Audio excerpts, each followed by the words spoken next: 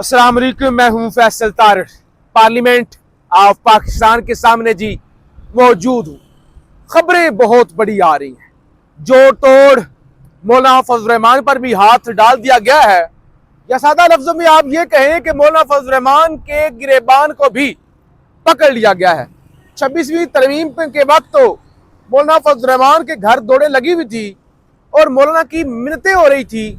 अब मौलाना बज़ाहिर खतरे में आ चुके हैं। इस वक्त एक अहम शख्सियत मौलाना के घर भी पहुंची हुई है। इस हवाले से भी इस वीलॉग के अंदर हमें बात करनी है। सुप्रीम कोर्ट से क्या खबर है और कौन से 5 जज इस वक्त खतरे में आ चुके हैं। पीटीआई के लिए कौन सी बुरी खबरें हैं, कौन सी खुशखबरियां हैं, इस हवाले से भी हमने बात करनी है। आपसे गुजारिश है इस यूट्यूब चैनल को जरूर सब्सक्राइब करें, वीडियो को लाइक करें, शेयर करें और अपनी राय का इजहार जरूर किया करें। सबसे पहले जनाब खबर यह है कि फैसल वाडा, एक तरफ तो एमक्यूएम प्रेस कॉन्फ्रेंस कर रही है ना, प्रेस कॉन्फ्रेंस करवाई जा रही है। एमक्यूएम कह रही है जो 27वीं तरमीम होगी ना और आईनी अदालत बनेगी, ये बड़ा अच्छा काम होगा, ये बड़ा नेक काम होगा, ये काम पहले हो जाना चाहिए था, ये इससे पाकिस्तान की किस्मत जो है वो संभल जाएगी। और उन्होंने यानी वो बता रहे हैं कि 27वीं तरमीम कितनी जरूरी है। दूसरी तरफ सेनेटर फैसल वाडा पिछले कई दिनों से पाकिस्तान की टीवी स्क्रीनों पर वो काफी एक्टिव हुए, या उनको एक्टिव किया गया, या खुद ही ऐसे चाबी वाले खिलौने होते हैं ना, चाबी दी जाती है, वो शुरू हो जाते हैं, वो बोलना शुरू कर देते हैं। वो छैया छैया वाले जो मोबाइल होते हैं, बटन दबाया जाता है, बस वो धमकियां, फैंटा लगेगा, फैंटा वोट देना पड़ेगा, सड़कों पे आओगे तो 26 नंबर से बुरा हाल होगा। एक तो वो, दूसरे नंबर पे मौलाना फजल रहमान के घर पहुंच रही हैं। जब मैं रिकॉर्डिंग कर रहा हूं तो इस वक्त 4:45 है। 5 बजे ये साथ ही जहां मैं खड़ा हूं, यहां से कोई महज 2 किलोमीटर के फासले पर मौलाना फजल रहमान का घर है, अतातुर्क एवेन्यू पर, बंगला नंबर 7। वहां पर फैसल वाडा साहब पहुंच रहे हैं। क्यों पहुंच रहे हैं, क्यों पहुंच रहे हैं, मैं आपके सामने खबर रख देता हूं, चीजें आपके सामने बड़ी वाज़ह हो जाएंगी। नईम अशरफ भट्ट ARY के बड़े तगड़े रिपोर्टर हैं। वो कहते हैं सेनेट में 27वीं तरमीम के नंबर्स पूरे करने के लिए हुकूमत के अपोजिशन के चंद सेनेटर से खुफिया राबते हैं। फजल रहमान राजी ना हुए तो उन सेनेटर से इनफरादी तौर पर वोट्स लिए जाएंगे, जैसे पहले ANP के वो मैंगल के, अख्तर मैंगल साहब के, BNP मैंगल के 2 सेनेटर से उनसे उठाकर या जैसे भी करके उनसे जो है वो लिए गए थे ना, वोट लिए गए थे। तो उन्होंने कहा इस दफा मौलाना फजल रहमान पर हाथ डाला जाएगा। नंबर ना पूरे हुए, राब्ते खुफिया किए जा रहे हैं। सेनेट के अंदर नंबर पूरे नहीं है। कौमी असम्बली के अंदर जाहिर है पीपल्स पार्टी के साथ मिलकर इस वक्त पीपल्स पार्टी ड्रामे कर रही है ना, मदारी लगाई हुई है। उनको लग रहा है ट्विटर पर एक ट्वीट खड़का देंगे तो बस बड़ा काम हो जाएगा। और वैसे बिलावल जरदारी साहब बड़े एक्टिव हुए पड़े हैं। वो जोरान, वो क्या उसके ममदानी, वो न्यूयॉर्क के मेयर मुंतखब हो गए। बिलावल साहब कह रहे हैं रोटी कपड़ा मकान न्यूयॉर्क में जीत गया, हमारी आइडियोलॉजी जीत गई। अच्छा भाई, आपने तो 50 सालों से लोगों को रोटी कपड़ा मकान नहीं दिया, लारे पे लगाया हुआ है। फिर जो आपके वजीर आला हैं सिंध के मुराद अली शाह, वो कह रहे देखो कराची वाली तब्दीली न्यूयॉर्क पहुंच गई। कौन सी? मुर्तजा वहाब वाली। वो मुर्तजा वहाब नौजवान मेयर है। अच्छा, अपने वोटों से बने हैं सेनेटर या बूटों के तस्मों से लटक कर बने हैं? ममदानी तो अपने वोटों से बना है, तमाम तरह खिलाफात के बावजूद वो बना है। 9% वहां पे मुसलमान है, उसके बावजूद वो जीत गया है। तो ये कौमी होती है, जमहूरियत होती है ऐसी। आप लोग तो किसी अकलियत को पसंद ही नहीं करते। अकलियत तो दूर की बात, आप तो सिंधियों को अपने नौकर समझते हैं। अपने पैरों में आपके वडेरे खुद मिनरल वाटर से अपने जूते धोते हैं, और मिट्टी के अंदर या बाकी जो आपके इलाके हैं सिंध के, सहरा के, वहां पे तो लोग जो है वो गंदा पानी भी उनके लिए दस्तयाब नहीं है कि गंदा पानी पी लें। तो वो कह रहे हैं उधर भी नौजवान सोच पहुंच गई। अच्छा, वहां पे जमहूरियत है, तमाम ताकतों के इख्तलाफ के बावजूद, मुखालफत के बावजूद वो जीत गया। तो बहरहाल एक तरफ तो ये हो रहा है ना, दूसरी तरफ मौलाना फजल रहमान राजी ना हुए तो कहते हैं उनके सेनेटर से इनफरादी तौर पर वोट दिए जाएंगे। PTI और JUI के 3-3 और नेशनल पार्टी के 1 सेनेटर से राब्ते हैं, यानी 3-3 PTI के छोड़ दे मौलाना को, पीटीआई के अभी भी लोटे मौजूद हैं, अभी भी लोटे मौजूद है पीटीआई में, राब्ते में हैं। कहते हैं पीटीआई के सिंध, पंजाब और केपी से एक और जेयूआई के 2 बलोचिस्तान से और 1 केपी से राब्ते में है।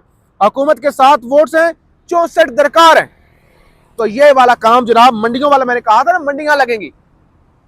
आप में से कुछ लोगों ने यहां भी खड़े होकर मैंने कहा था मंडियां लगेंगी, कुछ लोगों ने कहा था नहीं इस दफा शायद वो जरूरत पेश ना आए। तो बहरहाल इस वक्त राब्ते जो है वो शुरू हो चुके हैं। दूसरे नंबर पे खबर ये है, पीटीआई के साबिक सेक्रेटरी इत्तलात अहमद जवाद, ये चंद दिनों के लिए नून लीग के अंदर भी चले गए थे, फिर दोबारा ये वापस आए, इन्होंने इमरान खान को अपना लीडर कहना शुरू कर दिया, माफी मांगना शुरू कर दी। तो अब खबर यह है, हुकूमत पर तनकीद करने पर नेशनल साइबर क्राइम एजेंसी ने इस्लामाबाद से उन्हें गिरफ्तार कर लिया है। तो एक तो इनकी गिरफ्तारी हो गई।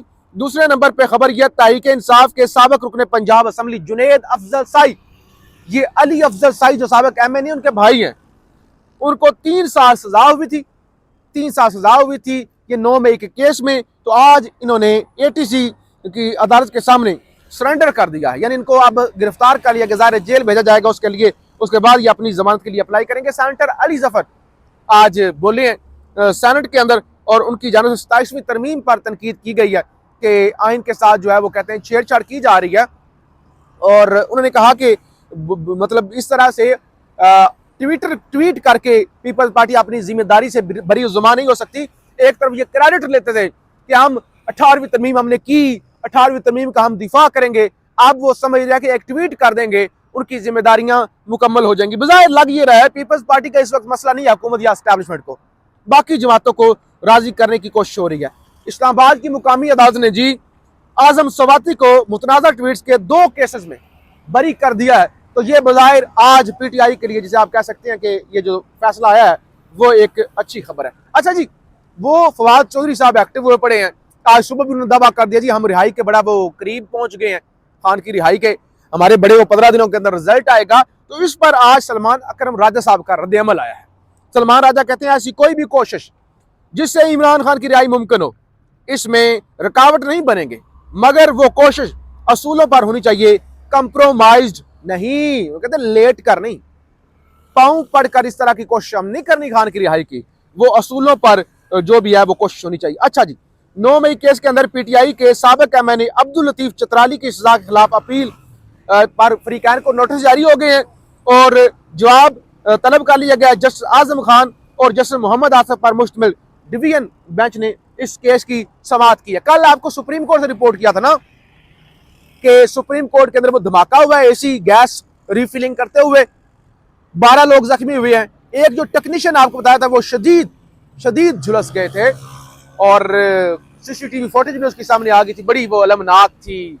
पता नहीं किसके गुनाहों की सजा किसको मिल रही है, कितना यानी गंदा स्ट्रक्चर है या क्या निज़ाम है। तो अब खबर ये है कि वो बेचारे जो मुलाजिम थे, जो काम कर रहे थे एसी का, वो झुलस गए थे। कल बुरी तरह आपको बताया था झुलस गए थे। अब उनकी वफात की, उनकी मौत की तस्दीक हो गई है कि उस हादसे के अंदर वो जाँ बहक हो गए हैं। इंसदाद दहशतगर्दी रावलपिंडी के अंदर GHQ हमला केस की भी आज समाअत हुई और केस की समाअत 19 नवंबर तक मुलतवी कर दी गई। अब जरा आप खबर सुन लें। ये जो तरमीम लाई जा रही है, ज़ाहिर आर्टिकल 243 उसके अंदर तब्दीली करना मकसूद है और वो बड़ी अहम, ज़ाहिर है वो जो है वो अक्सर जो लोग हैं वो इस पर आवाज़ भी उठा रहे हैं और कह रहे हैं कि ये बेसिकली मामलात बादशाहत ही की तरफ जाते हुए नजर आ रहे हैं। लेकिन वसीम मलिक साहब सुप्रीम कोर्ट को कवर करने वाले रिपोर्टर हैं, वो कहते हैं बेसिकली इसके अंदर एक और भी मकसद है ना कि इस्लामाबाद हाई कोर्ट के 5 बहादुर जजेस जो कंप्रोमाइज नहीं होते, उनको फिक्स करने का जो है वो मनसूबा है इस तरमीम के जरिए। अब कौन कौन से जज कहाँ कहाँ भेजे जा रहे हैं, यानी वो कहा जा रहा है ना जजों के तबादले होंगे। तो वसीम मलिक साहब कहते हैं कि जस्टिस सरदार एजाज इसा खान और जस्टिस बाबर सत्तार को बलोचिस्तान हाई कोर्ट भेजने का मनसूबा है। जस्टिस समन रिफत इम्तियाज साहिबा को Sindh high court, justice Mohsin Akhtar Kayani को लाहौर हाई कोर्ट भेजने का मनसूबा है। जबकि जस्टिस तारिक महमूद जहांगीरी को ओहदे से हटाने का वो जो मनसूबा था, जो प्लान था, वो जाली डिग्री वाला भी केस बनाया गया था, तो उस पर काम तेज हो जाएगा। उनको कहीं भी नहीं भेजा जाएगा, उनको सीधा घर भेजा जाएगा। तो ये सूरत हाल है, हम आपको रिपोर्ट करते रहेंगे। मौलाना फजल रहमान के घर से भी रिपोर्ट करेंगे, उस तरमीम से जुड़ी भी तमाम तर चीज़ें आपके सामने रखते रहेंगे और आप अपनी आंखों से तमाशा देखेंगे कि मुल्क के अंदर आइन साजियाँ कैसे होती हैं और अवाम से वोट लेने वाले या जाली वोटों से आए हुए लोग किस तरह से कठपुतलियों की तरह तमाशा लगाते हैं। पाकिस्तान जिंदाबाद।